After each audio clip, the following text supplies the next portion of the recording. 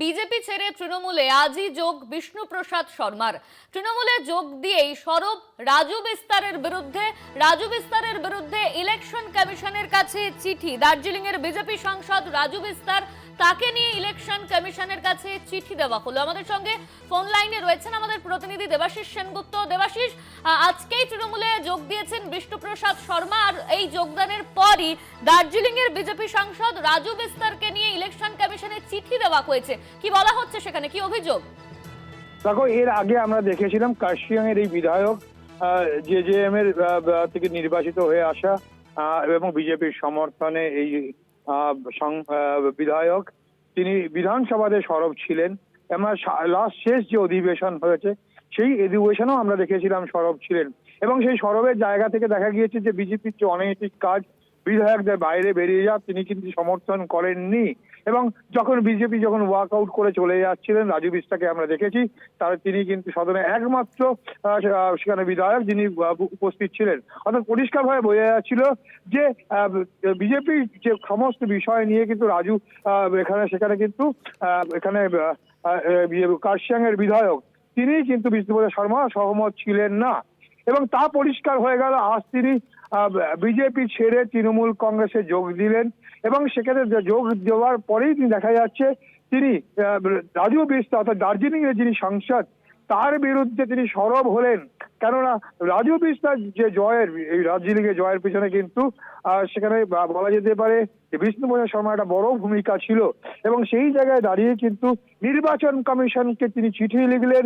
এবং চিঠি কেবল নয়, চিঠির মধ্যে তিনি স্পষ্টভাবে লিখেছেন যে সাংসদ হিসাবে শপথ ভঙ্গ এবং 1951 সালের জনপ্রতিনিধিত্ব আইনের ধারা 123(2) অনুযায়ী দুর্নীতিগ্রস্ত আচরণের অভিযোগ তিনি করেছেন, এবং সেক্ষেত্রে লাঠি ব্যবহারে পুলিশের বিরুদ্ধে লাঠি ব্যবহারের অভিযোগ করেছেন, যা করতে পারেননি। তিনি নির্বাচন কমিশনকে যে চিঠি লিখেছেন যে দার্জিলিং লোকসভা কেন্দ্রের সাংসদ রাজু বিস্তার বিরুদ্ধে যে অভিযোগ করছে সেই অভিযোগটির মূল বিষয় 26শে জানুয়ারি 2026 অর্থাৎ এই বছরে 26শে জানুয়ারি দার্জিলিং জেলার কার্শিয়াং এবং মন্টিভিয়েট গ্রাউন্ডে অনুষ্ঠিত এক জনসভায় প্রকাশ্যে বক্তব্য করার সময় অত্যন্ত আপত্তিকর এবং হুমকিমূলক এবং ভয় দেখিয়ে একজন সাংসদ তিনি তার বক্তব্য রেখেছিলেন।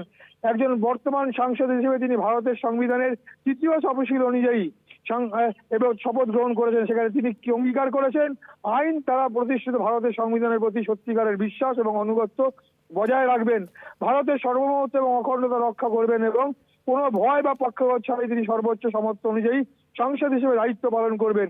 এবং সেই জনসভায় নেপালি ভাষার করা মন্তব্যের ইংরেজি অনুবাদও কিন্তু তিনি সেখানে দিয়ে দিয়েছেন, অর্থাৎ যে অভিযোগ তিনি করেছেন। এবং 2026 সালে নরেন্দ্র মোদীর নেতৃত্বে ভারতীয় জনতা পার্টি পশ্চিমবঙ্গে সরকার গঠন করবে, এবং তখন এই পুলিশ লাঠি আমার হাতে আসবে, একটু ভেবে দেখুন। এই কথা রাজু বিস্তার বলছে, এবং একটি জনসভায়, এবং কাদের মারধর করা হবে সেই তালিকার সে মধ্যে অনেকেই পড়বে।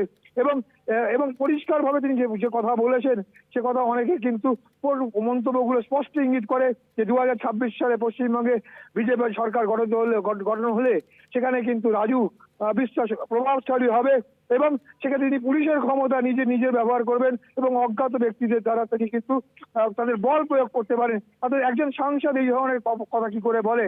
অর্থাৎ সংসদের বিরুদ্ধে শপথ ভঙ্গের কিন্তু এই যে এবং ভয় পক্ষপাত ছাড়াই এই যে দায়িত্ব পালন সেটা তিনি করেননি, অর্থাৎ তিনি শপথ ভঙ্গ করেছেন এমনটাই অভিযোগ। এবং প্রয়োজনে ব্যবস্থা গ্রহণের জন্য কিন্তু তিনি সেই নির্বাচন কমিশনের বিরুদ্ধে বলেছে যে একজন সাংসদ নির্বাচিত জনপ্রতিনিধি কি করে আইন ভাঙে, এবং সেই আইনের ধারা তুলে তিনি কিন্তু নির্বাচন কমিশনকে জানিয়েছে। যা আমরা দেখেছিলাম বিধানসভাতে যখন তিনি বক্তব্য রাখতেন, বিশেষত পাহাড়ের বিষয় নিয়ে তিনি কিন্তু প্রত্যেকটা বিষয় কিন্তু আইন ধরে কথা বলতেন। আর ঠিক সেইভাবেই কিন্তু আজকে সরব দেখা গেল আজ তৃণমূল কংগ্রেসে যোগ দিয়ে বিজেপির বিরুদ্ধে, বিশেষত দার্জিলিং এ যিনি বিজেপির সাংসদ তার বিরুদ্ধে রাজু বিস্তারের বিরুদ্ধে কিন্তু এই তার যে ভূমিকা, এবং তিনি কিন্তু নির্বাচন কমিশন জানালেন অর্থাৎ আগামী দিনে দার্জিলিং অর্থাৎ পাহাড়ে যে রীতিমতো বিজেপিকে কোণঠাসা করতে তৃণমূল কংগ্রেস যে এই বিষ্ণুপ্রসাদ শর্মাকে ব্যবহার করবে, এবং বিষ্ণুপ্রসাদ শর্মার যে অ্যাক্টিভিটিস এবং তার যে কার্যকলাপ তা কিন্তু অসুস্থতা ফেলবে বিজেপিকে, তা কিন্তু স্পষ্ট হচ্ছে আজকে চিঠির মধ্যে দিয়ে। একেবারে ধন্যবাদ তোমায়। আমাদের সঙ্গে ফোন লাইনে ছিলেন আমাদের প্রতিনিধি দেবাশিস সেনগুপ্ত।